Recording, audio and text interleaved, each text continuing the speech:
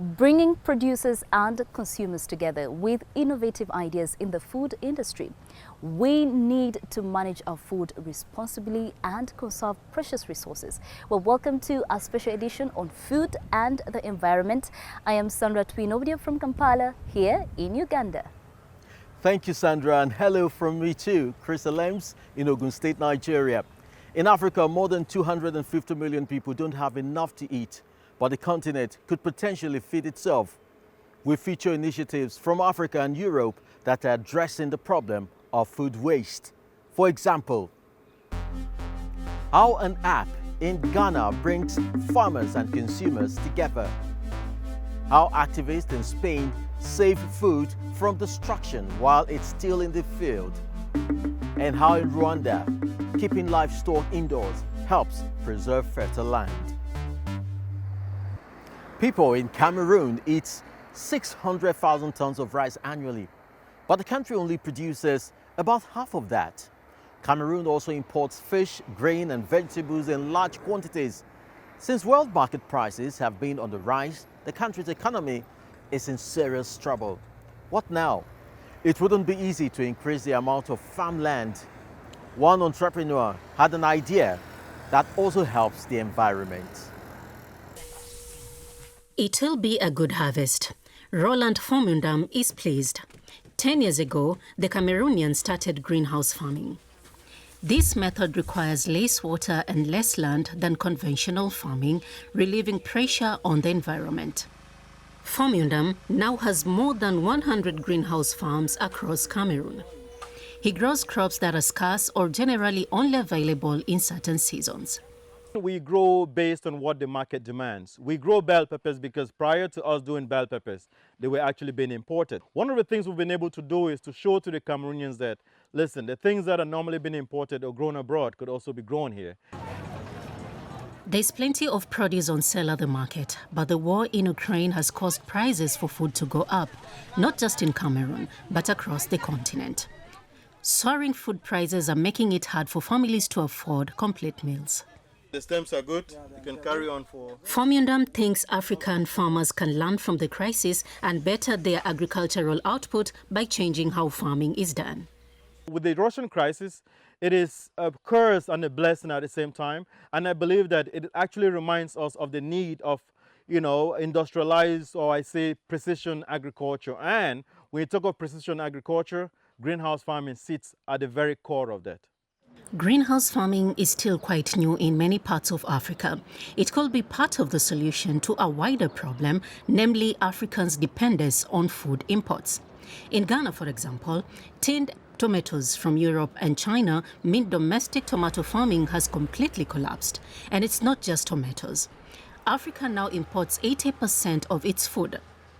Roland Formundam is keen to reduce that dependence for Cameroon and neighboring countries. He's looking to pass on his expertise to others. In 2021, he founded the Greenhouse Academy. 29-year-old Tegum Sonita is one of dozens of young people that Formundam is mentoring. She spent the last 6 months learning what it takes to set up and run a greenhouse farm. Before coming here, I didn't have any clue. Maybe I had just the basic knowledge about farming, but I did not have the real knowledge about greenhouse. So I was just delighted when I saw it on Facebook. Formundam's team harvests crops every week from his farm around major cities and rural areas. This greenhouse alone has about 3,000 cherry tomato and bell pepper plants. The team has harvested 160 kilos of bell peppers today.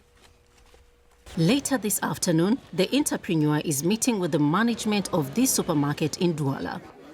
Here, Formundam's crops are prioritized over the imported competitors.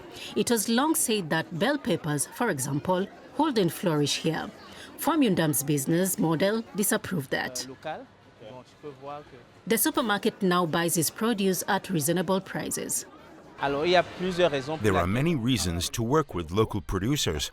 First, the crops are fresher because they're grown locally. Secondly, they're cheaper. Importing these kinds of goods is expensive. Buying them locally means we can sell them to our customers for an affordable price. Roland Formundam is pushing for sustainable and organic food cultivation. His smart innovation could help transform Cameroon's farming industry while at the same time reducing their carbon footprint. Smart farming methods are one thing, but the goods also have to reach consumers. In Ghana, according to the Ministry of Agriculture, 30 to 40% of the harvest is lost every year because potential buyers live far away from where the grain and vegetables are produced. The problem is now being solved using new technology. It's our Doing Your Bit report this week.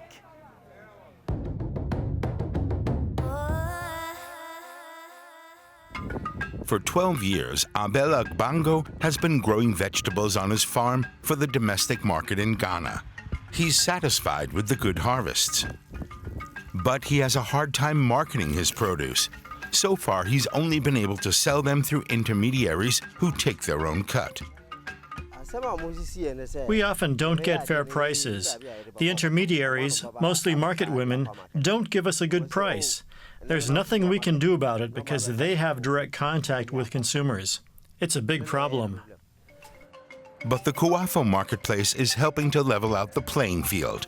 It's an online platform where farmers can offer their produce directly to both traders and consumers. The app was developed by engineers at a research institute in Ghana. Every year, up to 40% of Ghana's harvests are lost because they don't reach consumers in time. Plus, farmers earn a higher income if they market their produce without intermediaries. Any farmer who wants to participate has to register and be strictly screened.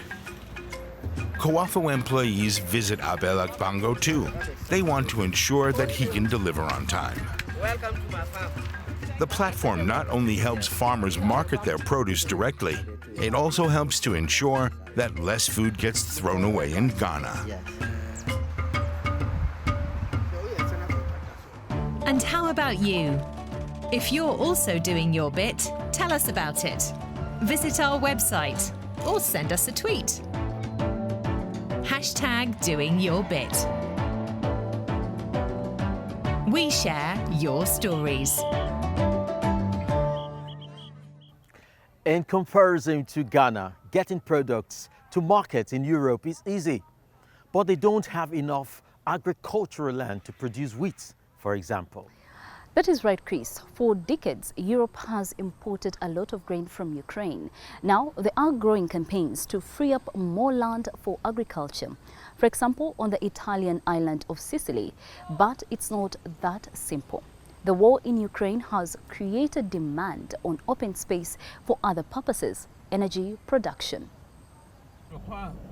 The area around Trapani in western Sicily is so rich in wind and sun, it's sparking a wave of gold rush fever. Architect Antonino Mazzara says it's an El Dorado for renewables. Everyone's lining up. The French, Germans, Americans, not just Italians.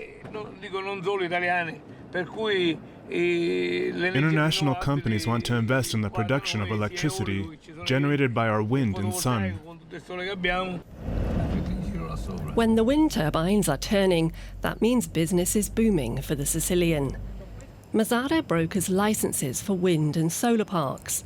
That includes fields where grain once grew. Salvatore Sant'Angelo still farms his land. Here in eastern Sicily, his family has been growing wheat for generations. He wouldn't dream of sacrificing his land for a solar park or wind farm. That would be tragic. The end of a naturally grown product. But right next to his field, there are markings on the road. Electricity pylons will soon be built here for a solar park further down in the plain. The mayor, who is here on site, wanted to see the project stopped.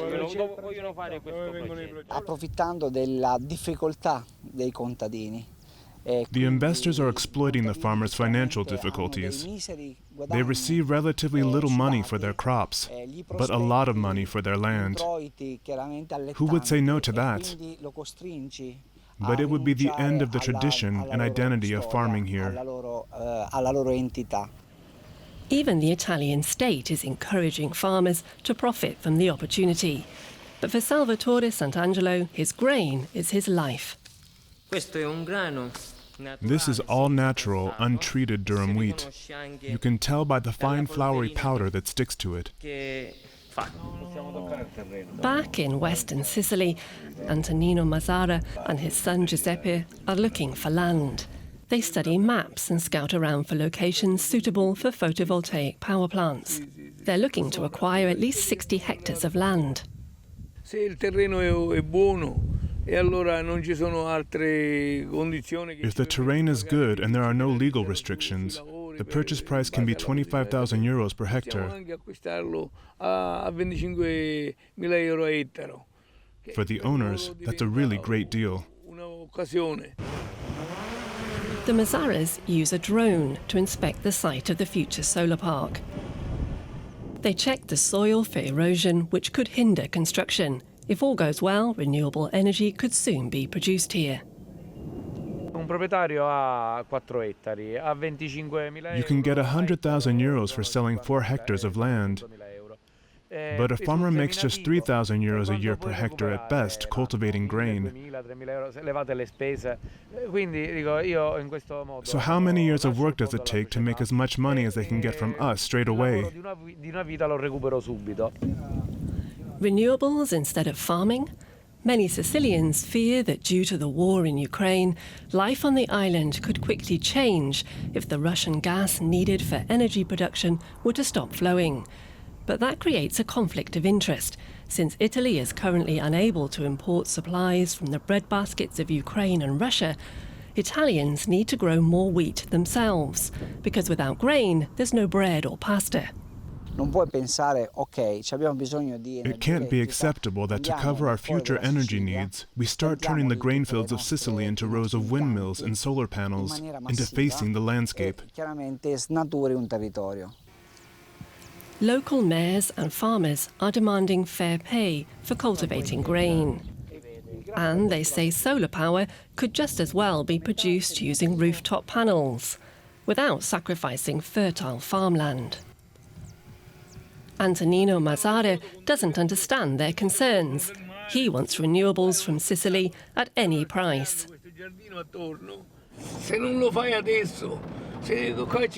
We have to provide the capacity now because we're running out of Russian gas. We have clean energy, we just have to harness it. Electricity or bread, renewable energy or farmland. The war in Ukraine is forcing people in Sicily to make tough choices too. Sustainable concepts for the restaurants are all well and good, but what actually ends up on all the markets and on the dinner table? In Europe, many potatoes and cucumbers or even spinach don't meet EU standards and simply rot in the fields. That is where an organization in Spain is focusing its efforts. It does harvest and delivers them to the food banks, adding nutritional value to the handouts for the needy.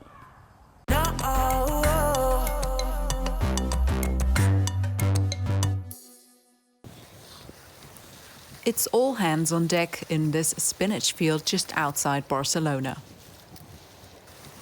Ana Gras and a team of volunteers are collecting all they can today.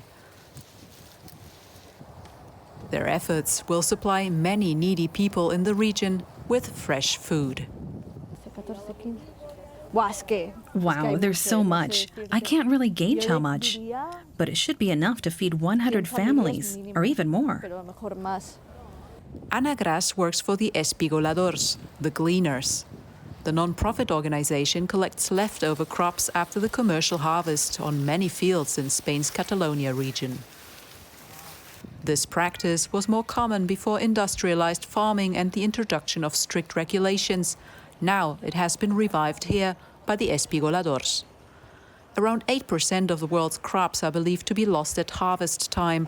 In the European Union, fruit and vegetables are rejected if they're too big or small and don't comply with appearance standards. We're in a field of spinach that hasn't been sold on the market because there was not enough demand for it. So if we wouldn't be harvesting the spinach, it would go to waste. The farmer would simply plow through the field here with his tractor to prepare it for the next harvest. So what we're doing here is removing the spinach to give it a second opportunity. Last year alone, her organization saved over 600,000 kilos of fruit and vegetables. In this way, the water and CO2 emissions invested in their growth were not in vain. The rescued produce arrives in this warehouse. It's then distributed to charities across the region. Amid the economic fallout from the pandemic, demand at Spain's food banks has at times doubled. Now rising prices and economic uncertainty caused by the war in Ukraine are putting more pressure on the vulnerable. Carolina Bonafonte coordinates the deliveries at the warehouse in Barcelona's port. The people who are most in need have the poorest diet, because in the end, the cost of food determines what they eat. Ensuring that they're supplied with a minimum of high-quality, basic produce is very important for these people's health. The volunteers' activities helped build momentum for the drafting of a regional bill to prevent food loss and waste. Recently passed, the legislation promotes the practice of gleaning as a solution. A similar law will come into force nationwide. Espigolador's founder Mireia Barba is proud of that. She started the organization in 2014. Now she also runs an operation on the outskirts of Barcelona that produces its own brand of preserves, made from food that otherwise would be thrown away. Today, they're cooking a pumpkin recipe and applesauce. People who work here come from disadvantaged backgrounds and have struggled with exclusion.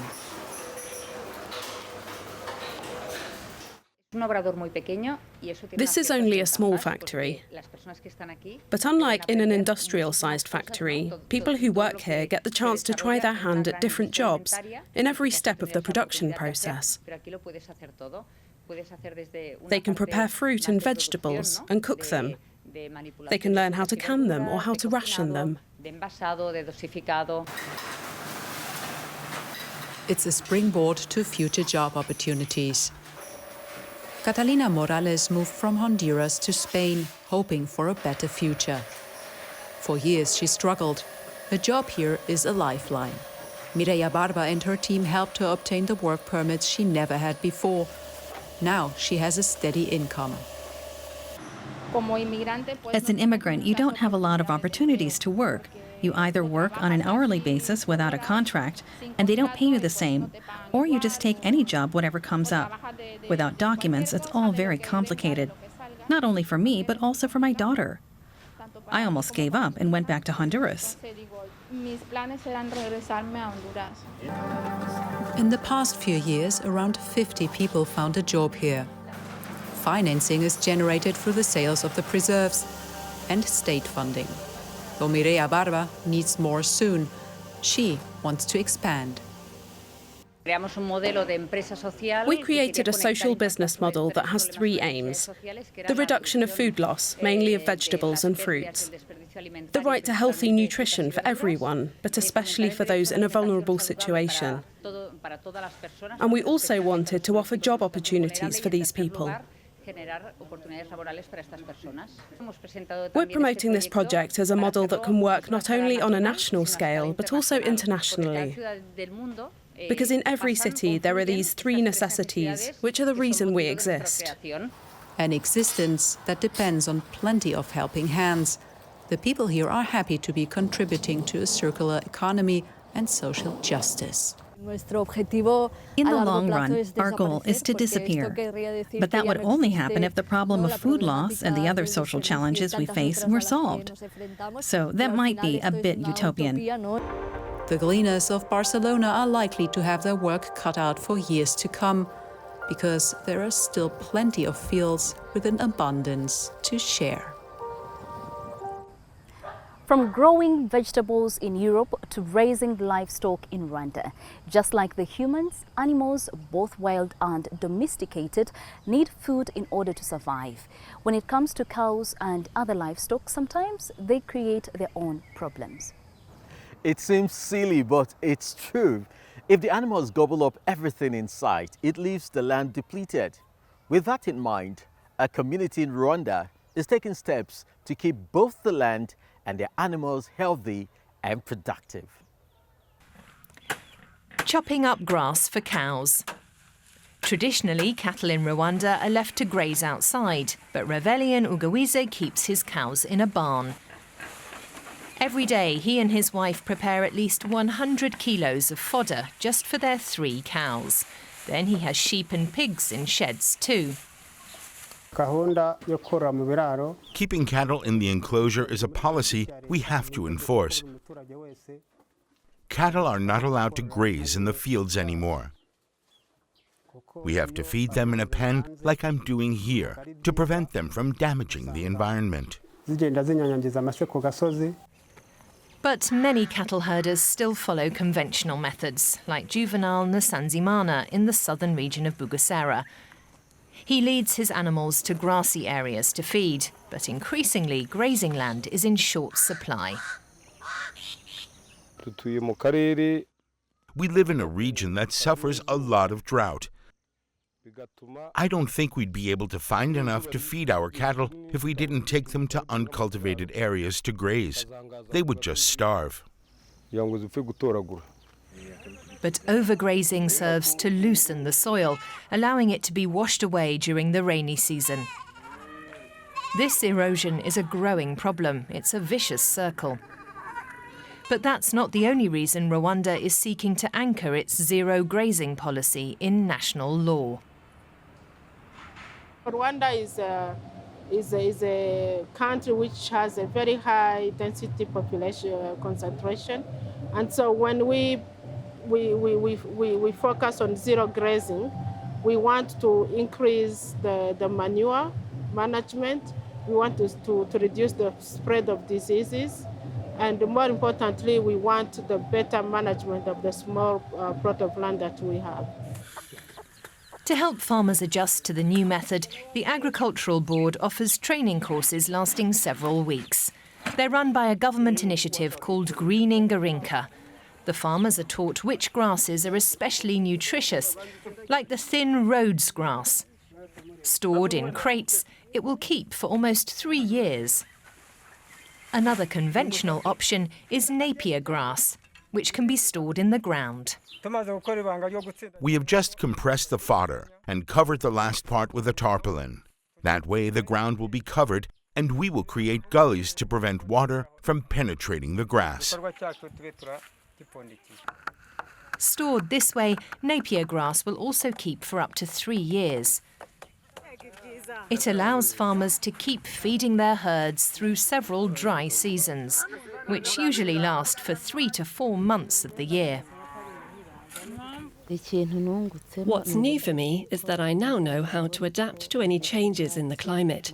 I'll be able to feed my cattle and I don't have to worry anymore. Revelien Ugawize has had his livestock inside now for more than 2 years. It involves more work, providing the fodder and cleaning out the stalls. But the training course also taught him how to recycle the cow dung. That's another key aspect of the project. Cow dung and urine are having CO2 or methane gas that destroy the sky. So with that model shed, they are able to collect that manure, and they have knowledge on how to make compost of that manure by mixing with crop residues, so they have a good compost. That not only helps to improve the soil, but also to bind methane gas in the dung, reducing greenhouse gas emissions in a region that has a lot of livestock. Farmer Juvenal Nsanzimana has decided to start keeping his livestock in barns too. He's come to Revelien Ugawize to find out more. This project has taught me that it's possible to keep animals in a pen and that they can be better off than my own that graze on the hills. Keeping livestock in a pen is beneficial and easy. I have to change the way I raise my animals. Livestock are key to the survival of farmers throughout this arid region. The project is now teaching them to manage their animals in a way that's less of a burden on the environment. The lesson I learned from this special edition on food security is that we have to find a balance between the needs of animals and humans, as well as between agriculture and market demands. I am Chris Lems from Ogun State, Nigeria. See you next week. I do agree with you, Chris. All the best from me too. But of course, we do ask you to keep in touch with us by using our social media channels. I am Sandra Twinobdia from Kampala, here in Uganda. It is a goodbye for now.